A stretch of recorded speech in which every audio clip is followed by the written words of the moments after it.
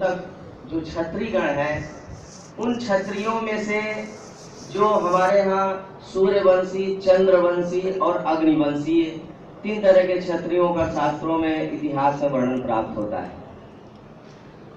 ये जो ग्रंथ है वो अग्निवंशी क्षत्रियों के संबंध में है। वो अग्निवंशी क्षत्रिय भविष्य पुराण के प्रतिसर्ग खंड में इसका वर्णन प्राप्त होता है और उसमें कहा गया है कि ये अग्निवंशी क्षत्रियों का प्रादुर्भाव कैसे हुआ। कहते हमारे यहाँ जब बौद्धों का आक्रमण हुआ और बौद्ध जो प्रभाव ज्यादा था उसको कम करने के लिए और सनातन धर्म की प्रतिष्ठा करने के लिए एक कालकुज ब्राह्मण ने तपस्या किया। तप करने के बाद उन्होंने हवन के माध्यम से, वेदी के माध्यम से क्षत्रियों को उत्पन्न किया। कहा जाता है एतस्मिन्नेव काले तु कानकुब्जो दुर्योत्तमः अर्बुदम शिखरम प्राप्य ब्रह्म होमम अथा करोत्। वेद मंत्र प्रभावाचा जाता चत्वारि क्षत्रिया।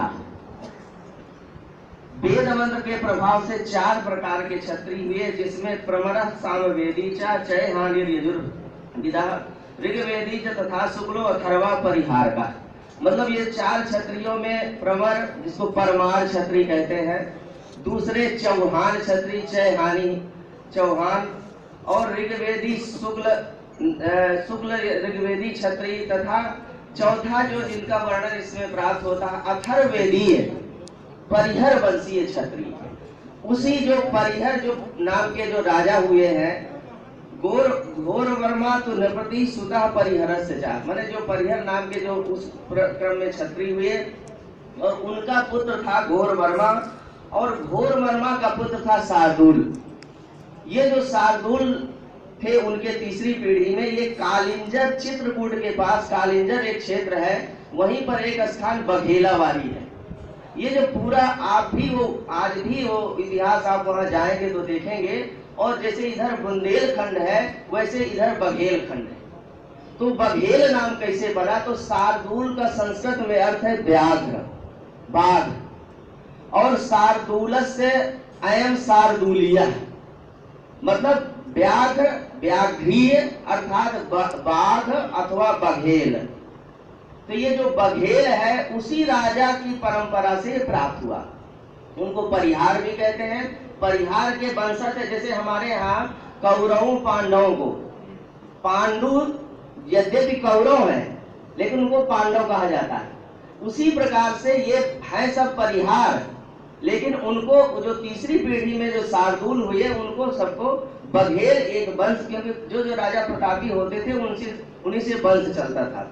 इसी क्रम में ये जो परिहारों का वंश चला, कालक्रमानुसार कुछ एक वर्ग था उसी परिहार वंश का, जिसमें एक बरगाही जो क्षत्रिय है जो परिहर वंश के ही हैं, उनको ये राजा महाराजा रामचंद्र हुए हैं। उनके समय ये गिरधारी लाल का एक जो है ग्रंथ है, उसमें कहा गया है महाराजा रामचंद्र के समय में शेर बहादुर सिंह के समय ते बरगाही खिताब दीन गए। ये प्रमाण प्राप्त होता है। मतलब ये बरगाही उनकी उपाधि थी और वो बड़े पराक्रमशाली थे, जिनमें बांके सिंह, पंचम सिंह बहुत बड़े बड़े पराक्रमशाली हुए हैं। और बाकी तो महाराज जी यहाँ उपस्थित है, उस चीज को तो और अच्छी तरह से जब आप उनका क्रम आएगा तो उसको वो प्रस्तुत करेंगे उसी वंश क्रम में। तो उस क्रम में समय माने इसका इतिहास बड़ा अद्भुत है। इस ग्रंथ में उसका संयोजन किया गया और उसमें उसी क्रम में महाराजा रघुराज सिंह जुदेव जी द्वारा एक लिखित ग्रंथ है, उसमें भी इसका वर्णन प्राप्त होता है। और उसी क्रम में राघवेंद्र सिंह, पुरुषवेंद्र सिंह आज भी उस वंश परंपरा के बरगाही, ये तो उनकी उपाधि है, बाकी परिहर वंशी वो लोग क्षत्रिय हैं। और उसमें इस ग्रंथ को तैयार करने में और हमारे जो महाराजा धीराज पुरुषराज सिंह जी हैं, इनके पिता महाराजा मार्तंड जुदेव सिंह जी, उनका भी इतिहास इसमें संजोया गया है क्योंकि इन्हीं के राजघरानों में वो लोग रहे, पराक्रमशाली होने का उनको एक खिताब मिलता था और वो महाराजा जी के साथ ही उन लोगों का रहा संबंध।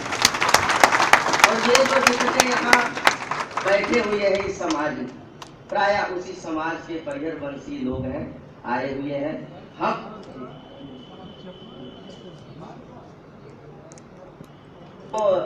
इतिहास पुराण च पंचमो वेद उच्यते।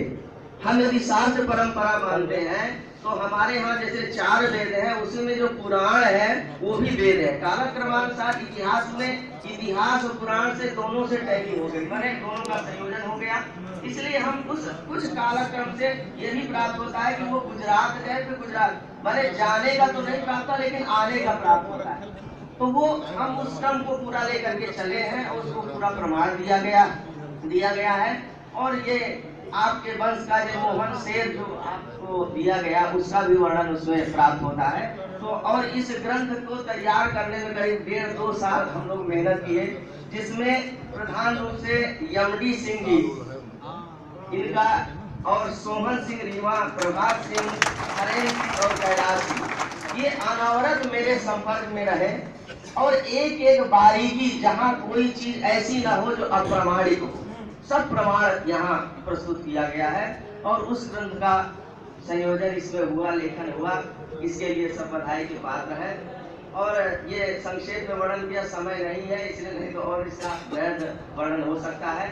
और इसके क्रम में आगे श्रवण विद्या विभाग, श्रवण विद्या भाग 6